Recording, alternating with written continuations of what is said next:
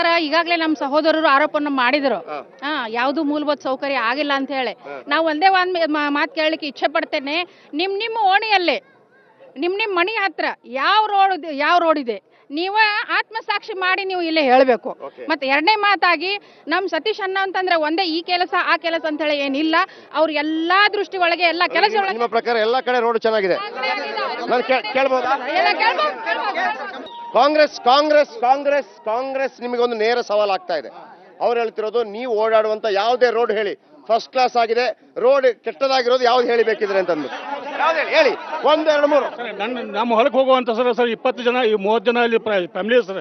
ನನ್ನ ಹೊಲಕ್ಕೆ ಹೋಗುವಂತ ಹೈ ಸರ್ ಅದು ಇವತ್ತಿಗೂ 10 ವರ್ಷ ಒಂದು ಕೈ ಹಾಕಂತ ಸರ್ ಇಲ್ಲಿ. ಓಕೆ ಸರ್, ಮತ್ತೊಂದು ಹೇಳ್ತೀನಿ ಸರ್, ರೈತರಿಗೆ ಬೇಕಾಗುವಂತ ಮೂಲಭೂತ ನೀರಾವರಿ ಸರ್, ಕುರ್ನಿ ಲಿಫ್ಟ್ ಇರ್ಬೋದು, ಸಲಾಮೋಡಿ ಇರ್ಬೋದು, ನಾಗನೂರ್ ಇರ್ಬೋದು, 10 ವರ್ಷದಲ್ಲಿ ಇಲ್ಲಿವರೆಗೆ ಟೇಲ್ ಎಂಡ್ದಾಗ ನೀರನ್ನು ಬಂದಿದೆ ಸರ್. ನೀವು ಕಕ್ತಿಗೆ ಬಂದು ನೋಡ್ಬೇಕು, ಅಲ್ಲಿ ಕಿತ್ತೂರು ಚನ್ನವಣ್ಣ ಹುಟ್ಟಿದವರು.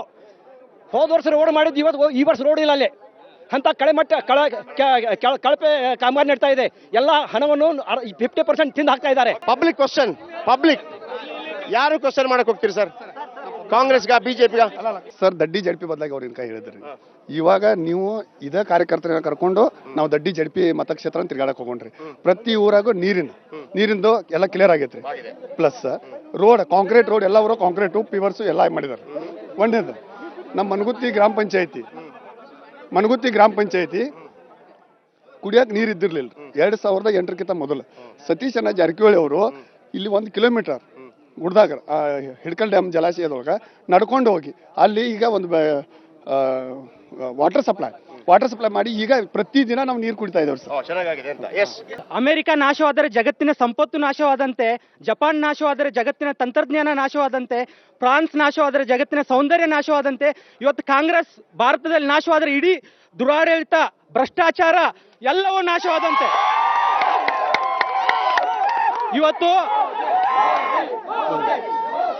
ಇವತ್ತು ನಮ್ಮ ಇಲ್ಲೇನು ಒಂದು ನಿಮಿಷ, ಇವತ್ತೇನು ನಮ್ಮ ಸ್ನೇಹಿತರು ಹೇಳ್ತಿದ್ದಾರೆ ಅಭಿವೃದ್ಧಿ ಆಗಿದೆ ಅಂತ. ಹೌದು, ಏನಾಗಿದೆ? ಇವ್ರ PAಗಳು ಅಭಿವೃದ್ಧಿ ಆಗಿದ್ದಾರೆ.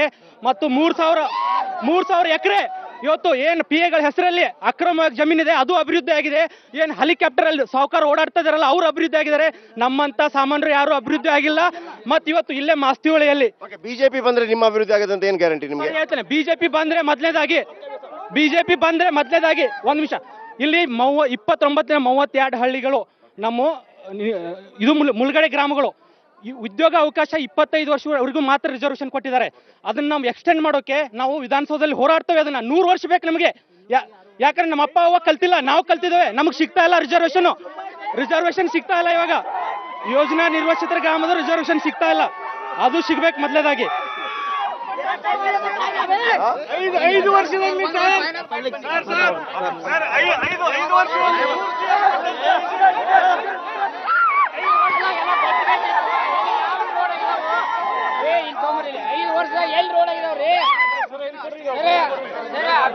5 ವರ್ಷದಲ್ಲಿ ಏನಾಗಿತ್ರಿ ಸರ್? ಅಭಿವೃದ್ಧಿ ಆಗಿತ್ರಿ ಇಲ್ಲಿ ಎಮ್ಕನ್ಮಡಿ ಕ್ಷೇತ್ರದಾಗ. ಈ MLA ಕಾನ್ಸ್ಟಿಟ್ಯೂಷನ್ ಅಲ್ಲಿ ಸತೀಶ್ ಜಾರಕಿಹೊಳಿ ಅವರ ವಿರುದ್ಧವಾಗಿ ಲಖನ್ ಜಾರಕಿಹೊಳಿ ನೇರ ಸ್ಪರ್ಧೆ ಆದ್ರೆ ಒಂದು ಇಲೆಕ್ಷನ್ ನೋಡಂಗ. ಅಷ್ಟಿಗೆ ಅವ್ರು ಚಲೋ, ಅಷ್ಟಿಗೆ ಅವ್ರು ಕೆಟ್ಟ ಹೇಳ್ತಾ ಇಲ್ಲ. ಕಡ್ಡಿ ಜೋಡಿ ಕಡ್ಡಿನ ಕುಸಿಡ್ಬೇಕು ಸರ್. ಅಂದ್ರೆ ಸತೀಶ್ ಜಾರಕಿಹೊಳಿ ಅವರನ್ನ ಸೋಲಿಸಬೇಕು ಅಂತಂದ್ರೆ ಲಖನ್ ಜಾರಕಿಹೊಳಿ ಕಣಕ್ಕಿಳಿಬೇಕು. ಲೀಡ್ಲೆ ಬರ್ತಾರೆ ಸರ್. ಅಂದ್ರೆ ಬೇರೆ ಯಾರಿಗೂ ಸೋಲಿಸಕ್ ಆಗಲ್ಲ ಅವ್ರನ್ನ. ಅದ್ ನೋಡ್ಬೇಕು, ಮುಂದಿನ ಕಾದ್ ನೋಡ್ಬೇಕು. ಓಕೆ. ದಯವಿಲ್ಲದ ಧರ್ಮದ ಅವಧಯ್ಯ, ದಯವೇ ಬೇಕು ಸಕಲ ಪ್ರಾಣಿಗಳಲ್ಲೂ, ದಯವೇ ಧರ್ಮದ ಮೂಲವಯ್ಯ, ಎನ್ನಂತ ನೊಲ್ಲದನೆಯ ಕೂಡಲ ಸಂಗಮ ದೇವ. ಇಂಥ ಬಸವೇಶ್ವರ ಅವರ ವಚನ ನಮ್ಗೆ ಇವತ್ತು ಮಾದರಿ. ಇಂಥ ಮಾದರಿಯನ್ನ ಈ ಎಮ್ಕುನ್ ಮನೆಯಲ್ಲಿ ಪಾಲಿಸ್ತಾ ಇಲ್ಲ. ಯಾರಿಗೂ ದಯ ತೋರಿಸ್ತಾ ಇಲ್ಲ. ಅಲ್ಲಿ ಯಾರು ಪ್ರಚಾರಕ್ಕೆ ಬರ್ತಾರ ಅವ್ರ ಮೇಲೆ ಗುಂಡಗಿರಿ, ಯಾರು ಹೊರಗಡೆ ಬರದಂತ ಸನ್ನಿವೇಶ ನಿರ್ಮಾಣವಾಗಿದೆ. ಇವತ್ತು ನಮ್ಮ ಕಾರ್ಯಕರ್ತರದಾರಲ್ಲ, ಅವ್ರ ಸಲುವಾಗಿ ನಾನು ಬಂದಿದ್ದಿಲ್ಲ. ಇಲ್ಲ ಒಬ್ಬನೇ ಬರೋಕ್ಕಾಗಲ್ಲ. ಇಲ್ಲಿ ನಾನು 2 ಬಾರಿ ಶಾಸಕರಾಗಿ ನಮ್ಮದೇ ಆದ ಅಭಿವೃದ್ಧಿ ಕಾರ್ಯಕ್ರಮವನ್ನು ಸಾಹೇಬರು ಮಾಡಿದ್ದಾರೆ. ಇನ್ನೂ ಕೂಡ ಮುಂದೆ ಈ ಅಭಿವೃದ್ಧಿ ಪಥವನ್ನು ಮುಂದೆ ತೆಗೆದುಕೊಂಡು ಹೋಗಬೇಕಾಗುತ್ತೆ. 109 ಹಳ್ಳಿಗಳನ್ನು ಡೆವಲಪ್ ಮಾಡುವಾಗ 1 ಅಥವಾ 2 ಹಳ್ಳಿ ಡೆವಲಪ್ ಆಗದೆ ಇರ್ಬೋದು. ಅನುದಾನದ ಕೊರತೆ ಕೂಡ ಇರುತ್ತೆ, ಅದು ತಮಗೂ ಗೊತ್ತು, ನನಗೂ ಗೊತ್ತು. ಸರ್ಕಾರದಲ್ಲಿ ಹಣಕಾಸಿನ ತೊಂದರೆ ಇರೋದ್ರಿಂದ ಅಭಿವೃದ್ಧಿಯ 1 ಅಥವಾ 2 ಹಳ್ಳಿಯಲ್ಲಿ ಅದನ್ನೇ ಮೇಜರ್ ಆಗಿ ತೆಗೆದುಕೊಳ್ಳದೆ 109 ಹಳ್ಳಿಗಳಲ್ಲಿ ಆಗಿರ್ತಕ್ಕಂಥ ಡೆವಲಪ್ಮೆಂಟ್ಗಳನ್ನ ನೀವೇಳೋ ಪ್ರಕಾರ ಒಂದು ವೇಳೆ ಅವರು ಅಭಿವೃದ್ಧಿ ಮಾಡಿದ್ರೆ ಹೋಟೆಲ್ ಗೊತ್ತಾಗುತ್ತೆ 100% ಆಗಿ ಈ ನಿಮಗೆ ನಾವು ಈವಾಗಲೇ ಹೇಳ್ತಿದ್ವಿ. 2008ರಲ್ಲಿ ಸುಮಾರು 16,781 ಮತಗಳ ಅಂತರದಿಂದ ವಿಜಯಶಾಲಿಯಾಗಿದ್ದೇವೆ. 2013ರಲ್ಲಿ 24,350 ಮತಗಳ ಅಂತರದಿಂದ ವಿಜಯಶಾಲಿಯಾಗಿದ್ದೇವೆ. ಈ 2018ರಲ್ಲಿ 50,000 ಮತಗಳ ಅಂತರದಿಂದ ಸನ್ಮಾನ್ಯ ಸತೀಶ್ ಜಾರಕಿಹೊಳಿ ಅವರು 3ನೇ ಬಾರಿ ಯಶಸ್ವಿಯಾಗಿ ಶಾಸಕರಾಗಿ ಆಯ್ಕೆ ಆಗ್ತಾರೆ. ಈಗ ಕಳೆದ ಬಾರಿ 1 ರಿಂದ 2 ತಿಂಗಳಾಯ್ತು ಅವ್ರದ್ದು ಅವಿಶ್ವಾಸ ಠರಾವ ಮಾಡಿ ಅವ್ರ ಕಡೆ 7 ಜನ ಇದ್ದಾರೆ ಮತ್ತು ವಿರೋಧ ಪಾರ್ಟಿ ಕಡೆ 2 ಜನ ಇದ್ದಾರೆ. ಆದ್ರೂ ಸಹ PDOನವ್ರು ಮಾತು ಕೇಳ್ತಾ ಇಲ್ಲ. ಮತ್ತು ಯಾರೋ ಅಧಿಕಾರಿಗಳು ಬಂದು ಅವ್ರ ಅವಿಶ್ವಾಸ ಠರಾವನ್ನ ಮುನ್ನಡೆಸ್ತಾ ಇಲ್ಲ. ಅಂದ್ರೆ ಇಷ್ಟೊಂದು ಮಟ್ಟಿಗೆ PA ರಾಜಕಾರಣ ಮತ್ತು ಅವರ ದಬಾವ್ ರಾಜಕಾರಣ ಇಲ್ಲಿ ನಡೀತಾ ಇದೆ. ಇತಿಹಾಸವನ್ನು ಅರಿದವರು ಇತಿಹಾಸವನ್ನು ಸೃಷ್ಟಿಸಲಾರ ಸರ್. ಇದೇ ರೀತಿ ಸರ್ ನಮ್ಮ ನೀರಾವರಿ ಯೋಜನೆಗಳಿಂದ ನಮ್ಮ ಹಿಡಕಲ್ ಜಲಾಶಯದ ಪಕ್ಕದಲ್ಲಿರುವ 5 ಹಳ್ಳಿಗಳು ನೀರಾವರಿಯಿಂದ ವಂಚಿತವಾಗಿವೆ ಸರ್. ಚಿಕಾಲ್ಗುಡ್, ಖಾನಾಪುರ್, ಹೆಬ್ಬಾಳ್, ಕುರ್ನಿವಾಡಿ. ಅಲ್ಲೇ ಕುರ್ನಿ ಏತ ನೀರಾವರಿಗೆ ಡೆಡ್ ಎಂಡ್ವರೆಗೂ 10 ವರ್ಷದ ಶಾಸಕರ ಆಡಳಿತದಲ್ಲಿ ಯಾವತ್ತೂ ಕೂಡ ಡೆಡ್ ಎಂಡ್ವರೆಗೂ ನೀರು ಹರಿಸುವಂತ ಪ್ರಯತ್ನವನ್ನು ಮಾಡಿಲ್ಲ. ಇದು ಶಾಸಕರ ನೀರಾವರಿ ಯೋಜನೆಗೆ ಇಚ್ಛಾಶಕ್ತಿ ಕೊರತೆನೂ ಎದ್ದು ಕಾಣುತ್ತದೆ ಸರ್. ಕಳೆದ ಬಾರಿ ಗುಜರಾತ್ ಚುನಾವಣೆಯಲ್ಲಿ ಏನಾಯಿತು, ಬಿಜೆಪಿ ಪಕ್ಷಕ್ಕೆ ಹಿನ್ನಡೆ ಆಯಿತು ಸರಿನಾ. ಮೊನ್ನೆ UP ಎಲೆಕ್ಷನ್ ಆಯಿತು, ಉಪಚುನಾವಣೆ. ಅಲ್ಲಿ ಏನಾಯಿತು, ಫುಲ್ಪುರಲ್ಲಿ ಏನಾಯಿತು, ಅದು ಹೋಯಿತು. ಗೋರಖ್ಪುರದಲ್ಲಿ ಯೋಗಿ ಆದಿತ್ಯನಾಥ್ ಅವರು ಮುಖ್ಯಮಂತ್ರಿ, ಉತ್ತರ ಪ್ರದೇಶದವರು, ಹೌದಾ. ಅವರ ಕ್ಷೇತ್ರದಲ್ಲಿ ಗೋರಖ್ಪುರಲ್ಲಿ ಹೀನಾಯವಾಗಿ ಸೋತ್ ಬಿದ್ರು. ಇದ್ರದ್ದು ಏನು ಇದರ ಫಲಿತಾಂಶ ಕಾಂಗ್ರೆಸ್ ಗೆದ್ದಿಲ್ಲ, ಅಲ್ಲಿ ಕಾಂಗ್ರೆಸ್ ಓಟ್ ಬಿದ್ದಿಲ್ಲ ಸರಿ. ಆದ್ರೆ ಬಿಜೆಪಿ ಅವರು ಅವರು ಗೋರಖ್ಪುರಲ್ಲಿ ಆದಿತ್ಯನಾಥ್ ಅವ್ರದ್ದು ಏನೋ ಒಂದು ವರ್ಚಸ್ ಇದೆ ಅಲ್ಲ, ಅದೇನಾಯ್ತು ಅಲ್ಲಿ, ಅದೇನಾಯ್ತು. ಒಬ್ಬ ಮುಖ್ಯಮಂತ್ರಿ ಆಗಿ ಅವ್ರ ಕ್ಷೇತ್ರದಲ್ಲಿ ಅವ್ರು ಗೆದ್ದು ಬರಲೇ ಇಲ್ಲ ಅಂದ್ರೆ ಇನ್ನು ದೇಶದಲ್ಲಿ ಇನ್ನೇನು ಆಡಳಿತ ಮಾಡ್ತಾರೆ ಅವರು. ಈಗ ಮೊನ್ನೆ ಮಂಗಳವಾರ ದಿನ ನಾವು ಪಂಚಾಯತಿ ಕೀಲಿ ಹಾಕಿದ್ರು, ಹೋಗಿ ನೀರಿನ ಅನುಕೂಲ ಸಂಬಂಧಾಗಿ ನೀರಿನ ಅನುಕೂಲ ಮಾಡ್ತೇವೆ ಅಂತ ಭರವಸೆ ಕೊಟ್ಟರು. ಅದು ಇನ್ನೂ ತನಕ ನೀರಿನ ಅನುಕೂಲ ಅವ್ರು ಮಾಡಿಲ್ಲ. ಮತ್ತು ನಮ್ಮ ಮನೆ ಹತ್ರ ನಳ ಇದಾವೆ, ಅದರ ನೀರು ಬೆಳೆದಿಲ್ಲ ಅದ್ರಾಗ್ರಿ, ಬರೀ ನಳ ಅಷ್ಟೇ ಇದಾವ್ರಿ. ಅವ್ರು 10 ವರ್ಷ ಆಯ್ತು ಗ್ರಾಮ ಪಂಚಾಯತ್ ಅಧ್ಯಕ್ಷರಾಗಿದ್ದಾರೆ. ಅಲ್ಲ ಸರ್, ಅಭಿವೃದ್ಧಿ ಅಂತಾರ್ರಿ. ಅಭಿವೃದ್ಧಿ ಆಗಿದ್ರೆ ಇವ್ರಿಗೆ 1000 ಎಕರೆ ಹೊಲ ಹೆಂಗೆ ಸಿಗ್ತೈತ್ರಿ? ಅಲ್ರಿ ದಡ್ಡಿ ಭಾಗದಾಗ ಪಾಪ ಒಂದು 600-700 ಎಕರೆ, ಇಲ್ಲಿ ಹುದಲಿ ಭಾಗದಾಗ ಒಂದು 700 ಎಕರೆ, ಇವ್ರಿಗೆ ಹೊಲ ಹೆಂಗೆ ಸಿಗ್ತೈತ್ರಿ? ಅಭಿವೃದ್ಧಿ ಅಂದ್ರೆ ನೀರಾವರಿನೇ ಇಲ್ರಿ. ಇದಕ್ಕೆ ಒಂದು ಬೆಸ್ಟ್ ಉದಾಹರಣೆ ನಮ್ಮ ಹಿರಣ್ಯಕೇಶ್ವರ ರೀ. ಈಗ ಅವ್ರು ಬಂದು 10 ವರ್ಷ ಅದು ಒಂದು ಹನಿ ನೀರು ಇಲ್ರಿ ಅದಕ್ಕೆ. ಅಲ್ಲಿ ಪಾಪ 18 ಹಳ್ಳಿ ಮಂದಿ ನಿಂತು ಹೋಗೋದವ್ರು, ಇವ್ರಿಗೆ ನಾವು ಬುದ್ಧಿ ಬಂದಿಲ್ಲ. ಮತ್ತೆಲ್ಲ ಅಭಿವೃದ್ಧಿ ಆಗಿತ್ತು ಹೇಳ್ತಾರೆ. ಒಂದು ಈಟ್ರ ಜರ ಇದ ಮಾಡ್ಬೇಕಲ್ಲ, ಕಾಳಜಿ. ಕ್ಷೇತ್ರ ಅಭಿವೃದ್ಧಿ ಬಗ್ಗೆ ಒಂದು ಕಾಳಜಿ ಬೇಕು.